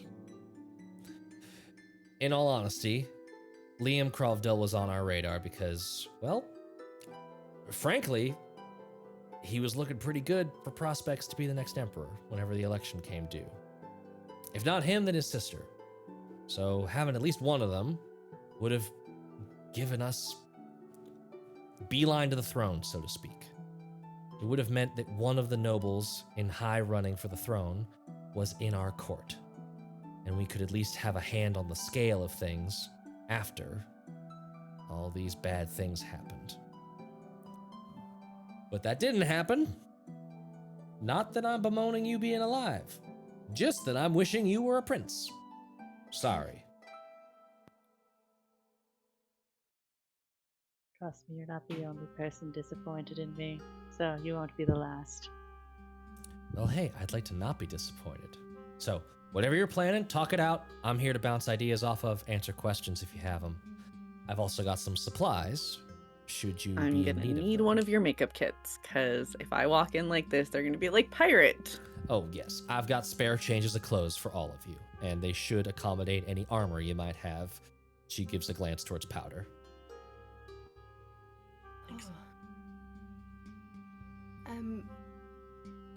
So should we stake these people out, steal the invite, make sure they're unable to come to the party, and then go ourselves?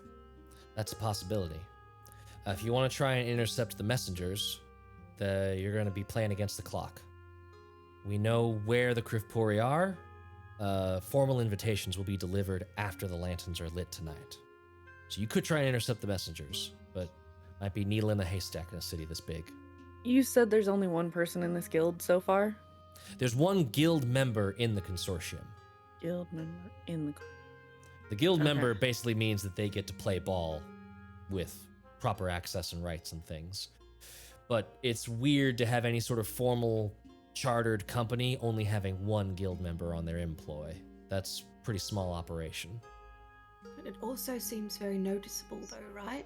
if they know that there's only one guild member going from that group, it would be weird that 4 of us show up in response, right? It might be. For that, you could always say that you're guests. The invite is the key, but a retinue is not unexpected. And when we've been staking out the place a little bit to see their comings and goings, That's right. we've Please noticed make- at least one other person. Okay. So should Out we of- stake out I think the we're- guy getting the invite? We Bun, could I play think prank on him. I think your camera died. Or Oh, your no. internet. Nope, we're getting back. You're getting back in sync. Frozen. We cast hold person on Mirabell. Yay, I think you're back. I saw you blink. Yay. Dang Yay. it. Sorry. Yeah, there you are. No worries. Okay.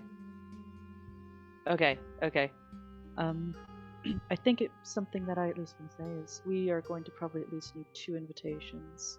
One to disguise as this person and potentially a date with them. And then just another pair that can go in as somebody else. I can try and run through my memory to see what person could be invited. Or someone within my family could be invited. Not a bad idea. Do you want to associate with your family Together. so closely? Such as this, so at least that'll make that somewhat easy. It's not a bad I'm kind idea, of a- Mirabell. A weird head space, Oh, man. admittedly. Oh no. The Wi-Fi is dying. No. I think you're back Sorry. now. There we go. It says that I have like full bar. Do you Okay, want let's see. this to be connected to your family? I'm currently in a bit of a weird headspace. At least no other vessels within our family that could step in. You could always take a So smaller it doesn't name. have to necessarily be connected, but Do we know if this guild is as it bribable? seems like They have not acted like it. If you'd like to knock on their front door and see, you're welcome to try, but that could be real dangerous real quick. I'm sure it could get us to give us Well. that invitation. It's worth a try. Out of character I'm question. pretty persuasive. Yeah, Danny? We are outside like where the knights have like jurisdiction, right? You are in Nivishkote, which is the capital city. So it's kind of dual-headed by the Komand da Troya. Actually, all 4 of the martial orders would have pretty strong ties to this city. And while they wouldn't all be here in number, there is far more Komand da Troya than normal, the ones that are of the law, the courts.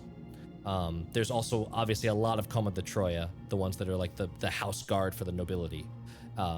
And then there's Komand da Troya, just because it's a city, it needs guards, it needs like street patrols. So that would be the job of the Komand da Troya. Okay. And the 4th one, the name escapes me at the moment, but they're basically like the inquisitorial, the internal affairs branch. They are also headed here, although they have major offices in several major cities of note. But they are a very small martial order by comparison. Doro has like thousands of people in this city, probably. The other knightly orders would be on the order of hundreds at most. It's easy to be a grub. Yeah. Have you talked to the knight organization at all? We've not. We are not on good terms, you might say, with the knights. Fair enough. Good to know. Sadly, because of who we're going against and how they've been able to claim power, it's very likely that going to the knights without the evidence that I need you to find, we just go to jail. It's understandable. Going to jail is never the problem. It's getting out of it afterwards. fortunately, I do know the higher ups can be a bit Or- hard-headed. Yeah, I already know of a couple people in this room that are on a immediate jail list. Yep. So be careful. If you're wanting to catch that courier before they get to the Krivpouri, I'd recommend getting out now. Otherwise, you can take your time, make a plan, and head to that house whenever.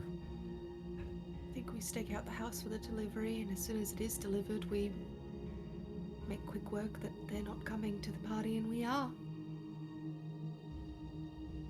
Yeah, that sounds like a good plan. All right. Yeah, I like that. She gives you the Should we have address. should we already...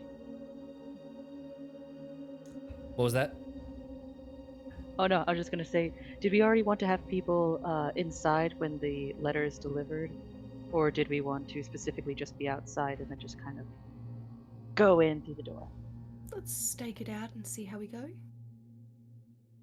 It's possible we could catch the courier right at the edge of the property, Yeah, where nobody notices. let's do that. Let's try and get to this property and hide and spot the courier, and if there's enough opportunity to get the courier, then we'll do that. But if not, then we'll go inside, I guess. Sounds like a plan Well, to me. Then let's get going. Or just gets up. Before we All get right, let's going go. anywhere, you all need to change. What's wrong with this? If anyone recognizes any of us, it then becomes a problem later on. And several of you are wearing very distinct things, looking at the cleric in very cleric-y robes. She just got into town. I think you'll actually probably be fine. If anything untoward or, people saw you happens, get back here as safely as you can and we'll make sure and get you a fresh change. All right, let's go. I'm just saying, Well, you you do have not a have time darker to go shopping right robe, now. but I could just change my darker robe if you have got something, but I don't have anything else. So I pull out of my backpack another bright white Another robe. She does a quick look around the supply room and opens a chest labeled candy canes and pulls oh, there you go, and just tosses a dark robe, just like an over coat to you. Do you? No, I take my big white one off that's got the glitter all over it, the silver strings, and I pack that away, and I just put the regular cloak on, and you can see that I'm wearing even more layers underneath when I took off that layer, and you were like, yeah. How do you move in all of that? Could I have one of those black? Sure, I think we got a couple, and she just tosses out some black. Now don't go looking like you're thieves. There's a gentle line here between looking normal and looking not normal.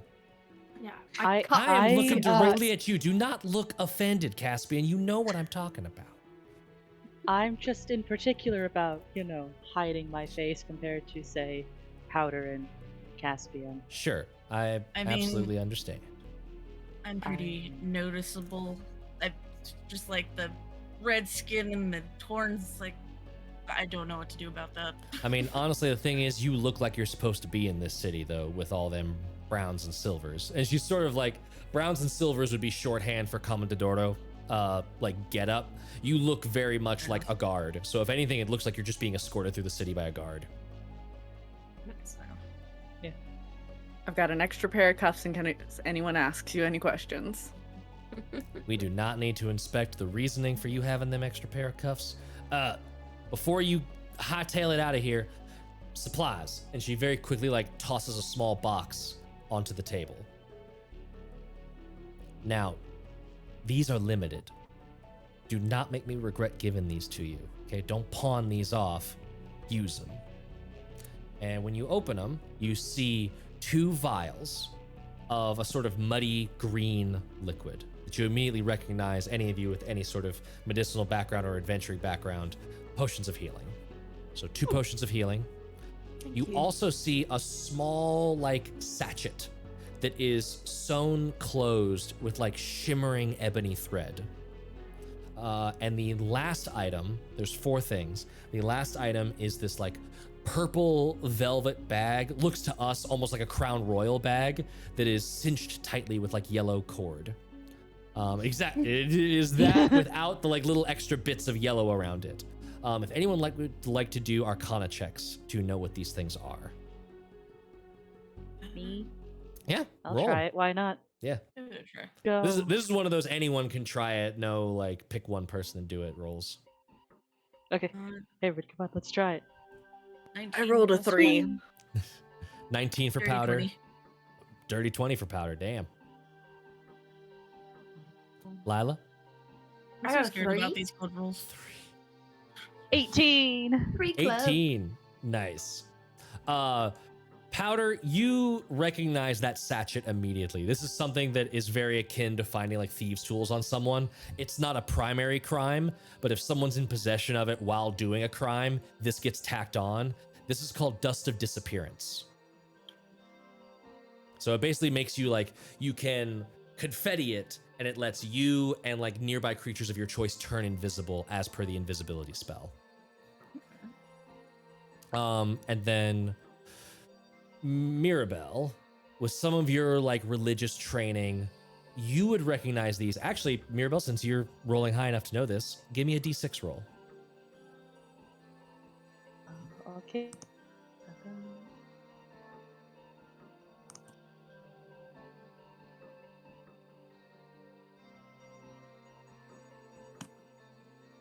Sorry, my dice roller. is being Waiting for that very bing dice cranky. roller.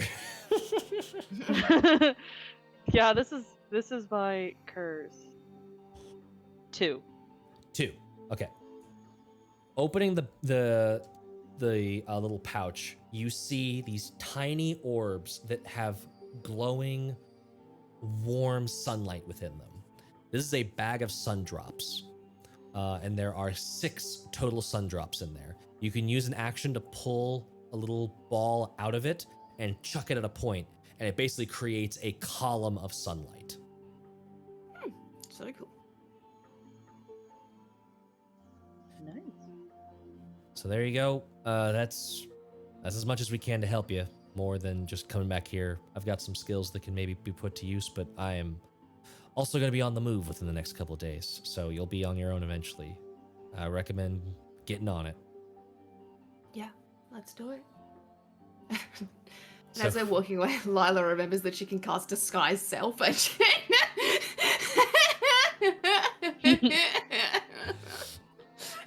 Hey, that's what She episode doesn't- 1's for, right? Figured out that character Yeah. sheet. yeah, she doesn't use it though. She's got the robe now. She may as well keep it for now and and use a spell slot later. Keep that spell slot, yeah. Yeah. Who Might be able to is- disguise We'll use it myself for the as party. this guy. Yeah. Who is leading the way through the city to try and get to that address as quickly as possible?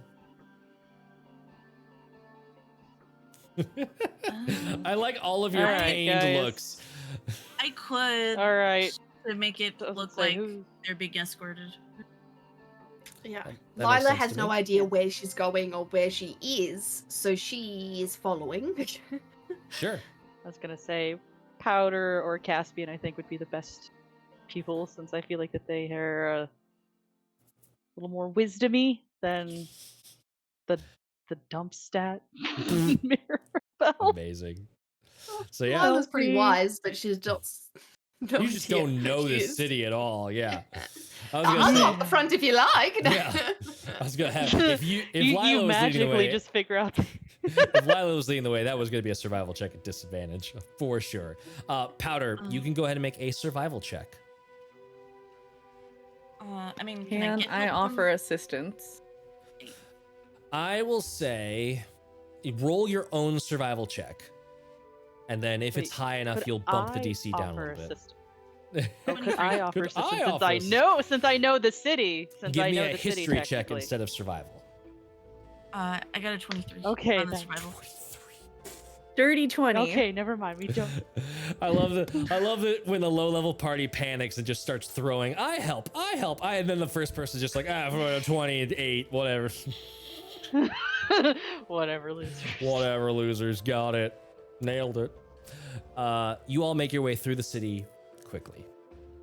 You're not feeling the need to travel stealthily. Like, it's not quite sunset. right? It's getting there. It's that warm orange and purple of the sun is about to set, and you can see like the lamplighters are starting to move around the city to light the various lamps through town. Nova Scotia is very, very traditional in that it does not use the sort of modern lighting solutions of other major cities. They choose to respectfully use good old candlelight, as the gods intended, some would say. You make your way to the address, and give me a group stealth check. Does anyone seem like they are quite significantly struggling with their stealth check? I don't know. Can I tell? I would say if you want to use something, you gotta. If you have to use it now. Yes. Is anyone wearing thick, big armor or big weaponry and look like they're a bigger person than? Okay, cool. I tap you on the shoulder and I whisper into your ear and I cast Blessing of the Trickster on you, so you got advantage on stealth checks for the next hour. Nice. And I just say, this should help you if you need to. So yeah, straight roll if you've got disadvantage. Oh, nice. Yeah, bump it up from, yeah. Cool. Oh my god. Bump it up from heavy, because it's heavy armor. So, Lila, what'd you get? 6. Okay. I won't say if that's a success or fail. No, I Mirabell. No. It's fine. And 17. 10. Oh, damn. Powder. 16. And Caspian. 23. Okay. Okay, Rogue.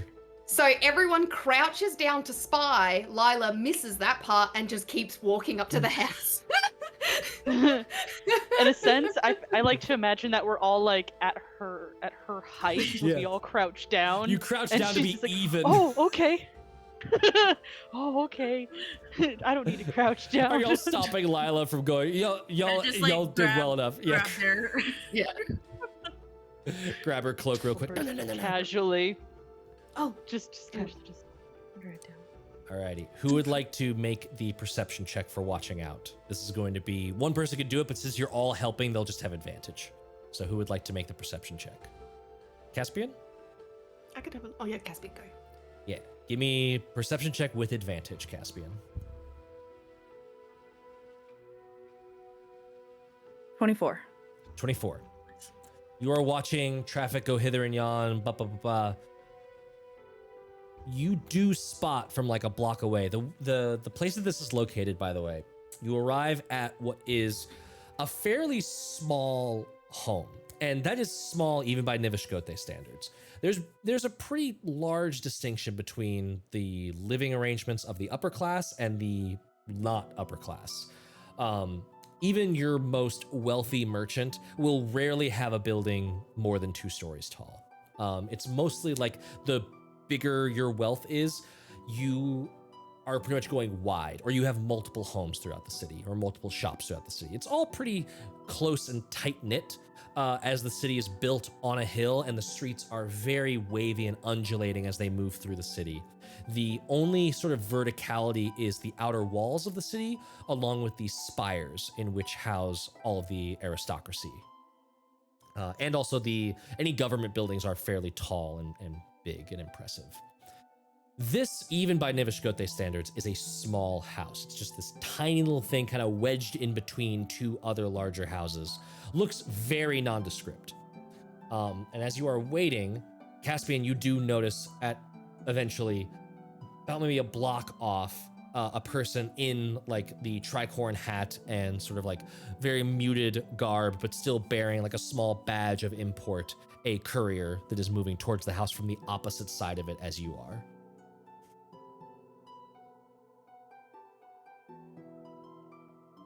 Courier.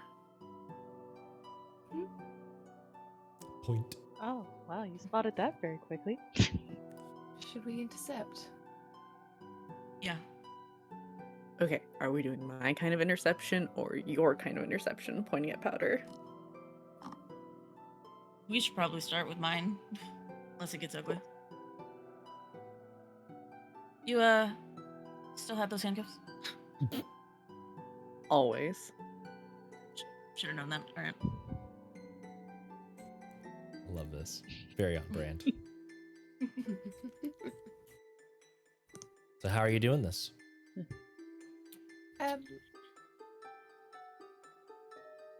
You said there's What's- lamplight, right? What's your plan? The lamplighters are going around, so there's starting to be a little bit of lamplight, and the sun is starting to very quickly get out of view. It's getting darker. It's much more in that twilight kind of hour. But not near us. Yeah.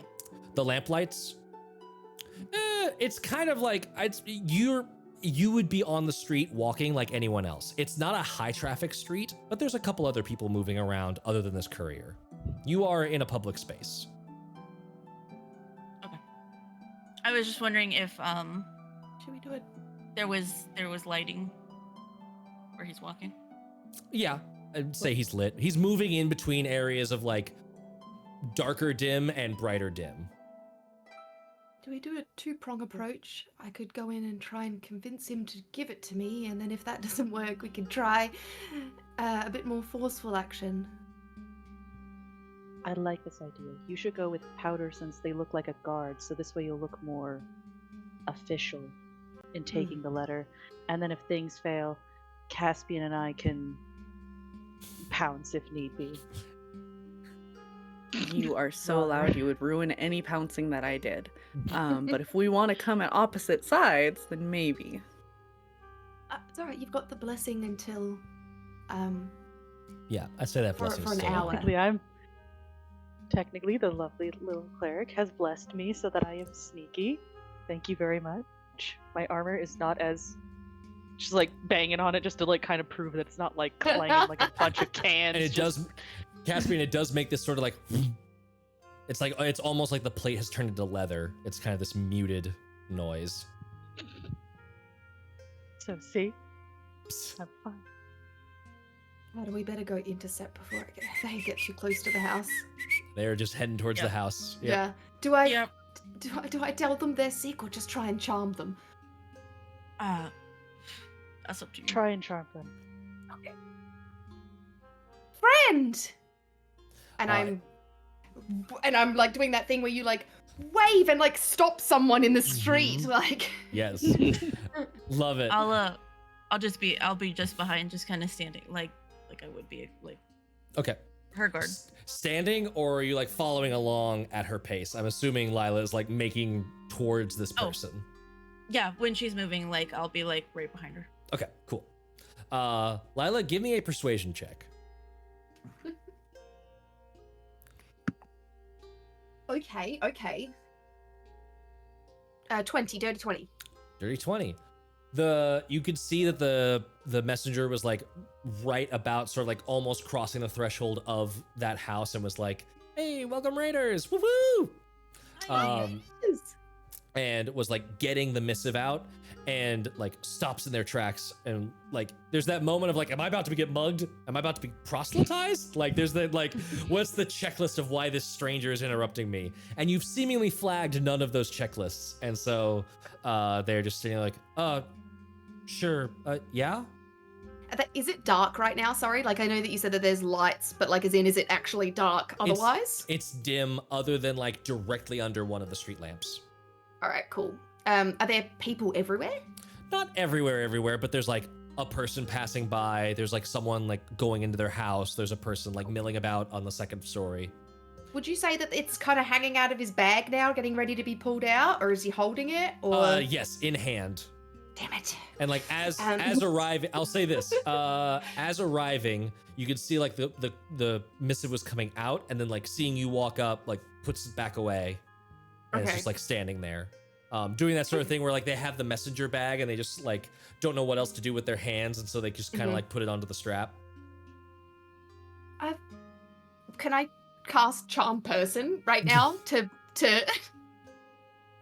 get them to believe that they are friend? Absolutely, you can. That is a wisdom save on my end, right? Yes. Oh, which dice do I go with? The Paduke was spicy before evilest stream. one. I'm gonna go with Paduke. Paduke rolled 2 natural 20s in the warm-up, so I'm gonna go with that one. Oh, I hate you too. It was a 1. Oh, thank you so much. No. Amazing. So you see, as Lila runs up, what does charm person look like? I feel like it literally just looks like, how do we even, you know when you can see light coming through a window and you get that, like, the little, like, you can just see, like, the dust motes in the air sort of thing. It looks like that. It looks like a light kind of joins the two of them together, and there's, like, that filtering light between the, her casting the spell and where it arrives, and then it's gone again. So it's invisible mostly to, like, you know what I mean? But, like, you can tell that the light is just, like, shining off, like it was reflected. I like and she's it. just like, friend, oh, it's been so long. And you see this, like, look of, like, friend. Yeah, hi. I'm so sorry. You look so familiar, but I am not remembering your name. No, that's okay. That's okay. It's Lila. It's so good to see you again. Oh, Lila. I was gonna say Lyra. Lila makes a lot more sense. Now, from behind, can I grab their shoulder? So then, like, I'm welcoming them like a friend, and then I'd like to swing them around so that their bag and the letter is pointing at Powder. Okay. What I'll say is, give me another charisma check. You'll have advantage because he's charmed. Oh, okay, I got an 18 plus 2, so dirty Nice. 20 again. So immediately, like, the way that this is kind of working is that it's like massaging that sort of social decorum, and it's like, oh, apparently we're hug friends. Like, okay, bring it in, and, like, sort of leans down for the hug. Powder, if you want to, you could try to make a sleight of hand check to grab this thing. And I'll say that since Lila is helping you, you have advantage. Sweet. I will do that. Also. Ah, fuck. Keep throwing this dice around. I'm sorry. Okay, the first one was a now 1. Bring it out! Come on! Oh. So, advantage. Okay.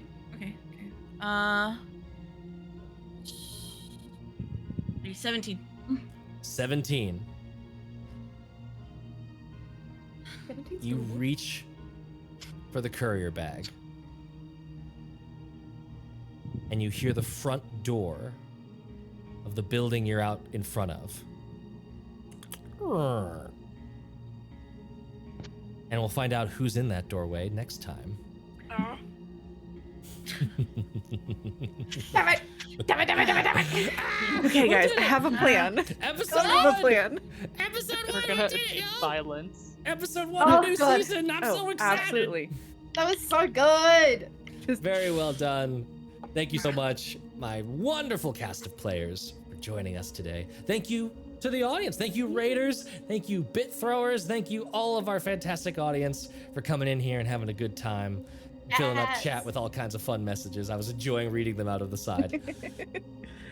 We will continue our first little mini campaign back from our season break for Tales Does Tales. We will continue the Blood Tithe mini campaign next week. We are not off for Labor Day. Please show up, use the day off to come hang out, be with us and stream. Watch whatever spooky stuff happens next. I am very excited to see if you get away from this house unscathed. That will be interesting.